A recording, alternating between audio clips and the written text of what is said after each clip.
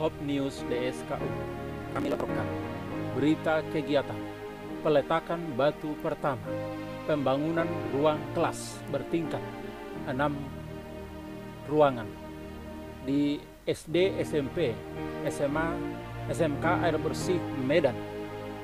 Acara diawali dengan ibadah dipimpin oleh Pendeta Iwan Simbolon, persembahan lagu pujian dan doa, turut dihadiri oleh Dewan Sekolah, Bapak Kasih Jabat, ketua-ketua jemaat, para guru-guru, dan gembala dan chaplain.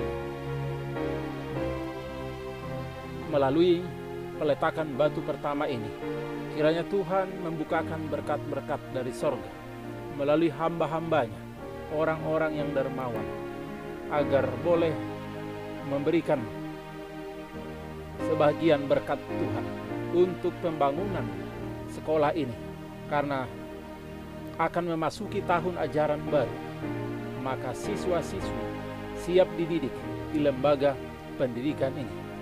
Melalui lembaga pendidikan ini menjadi alat Tuhan di dalam pekerjaan pelayanan, membawa siswa-siswi agar mereka takut akan Tuhan, mereka menjadi orang yang berhasil, sukses, berguna bagi bangsa dan negara.